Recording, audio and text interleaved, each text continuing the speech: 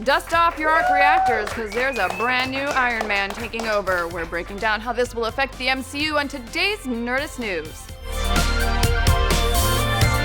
Anyone who ever felt like they wasted their college years is about to feel a whole lot worse. While you were eating dollar store ramen and watching YouTube videos in your dorm room, other students were doing amazing things, like becoming the very next Iron Man, or at least that's what's happening to one ambitious undergrad in Marvel Comics. As the events of Civil War II come to a close, Tony Stark will be stepping away from the superhero biz and handing his arc reactor over to Riri Williams, a 15-year-old college student who came to Stark's attention when she successfully reverse-engineered one of his Iron Man suits in between classes at MIT. Makes your BA in English seem a little less impressive, right? In an interview with Time.com, writer Brian Michael Bendis spoke about the creation of Riri and said he first came up with the concept years ago while working in Chicago. This story of this brilliant young woman whose life was just marred by tragedy that could have easily ended her life and went off to college was very inspiring to me, Bendis said. I thought that was the most modern superhero or superheroine story I had ever heard, adding, I sat with it a while until I had the right character and the right place. Riri taking a seat upon Marvel's Iron Throne is actually part of a continuing trend for the company, who has been consistently handing some of their most popular titles over to younger, more diverse characters. In recent years, we've seen Sam Wilson take over duties for Captain America, Miles Morales swing into action as the Ultimate Spider-Man, Amadeus Cho transform into the totally awesome Hulk, and Thor's mighty hammer being handed over to his former love interest, Jane Foster. In this case, Riri is an African-American teenager from the inner city. Now, this begs the question, why here and why now? After decades of Marvel being a mostly lily-white middle-aged boys club, why are we seeing the gender, race, and age of some of our favorite characters being shaken up so dramatically?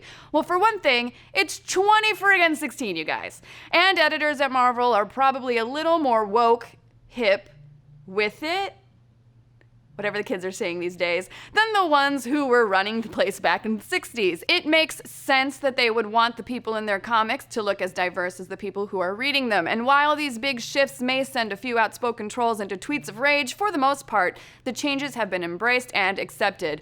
Kamala Khan, aka the new Ms. Marvel, isn't just one of Marvel's first Muslim superheroes, but is also one of their best-selling ones as well. And let's not forget 4 years ago when Marvel, hosting its first gay wedding, became a huge cultural event with write-ups and everything from Rolling Stone to USA Today. Looking at it from this perspective, these new developments only seem logical. As the world becomes more progressive, so will its comics.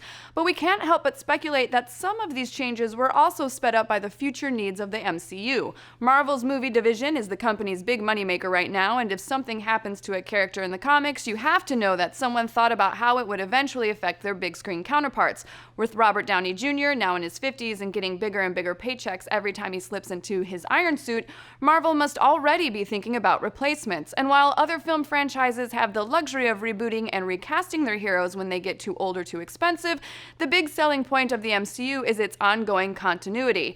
We may accept a new James Rhodes every once in a while, but RDJ will forever be Tony Stark. Once the Infinity Wars have come to a close in 2019, we will have been through a lot with this current iteration of the MCU. After half a dozen world-threatening events, it's hard to see where else we could go with these characters. Perhaps returning to smaller character-based arcs like the original Iron Man will be the perfect way to breathe new life into these stories. And younger, more diverse characters like Amadeus Cho, Miles Morales, or Riri Williams will give us all a fresh perspective on this world we all love so much. But what do you guys think? Why are the times a-changin' for Marvel? Could this really be the new blueprint for the MCU? And what other Marvel heroes could use a 21st century makeover? Let's discuss. Dan is celebrating N64's 20th birthday by talking about its most underrated games on the Dan Cave. He'd be here to tell you himself, but he's on #Dancation. That's adorable. And if you want to wish him a happy Dancation, let him know on Twitter @OsteoFerocious. How the hell did he come up with that name? I feel like I need to spell it for people. OSTICOFEROCIOUS. Yeah, I think so too. Also, tell him to get back in the office. Nobody gets vacations.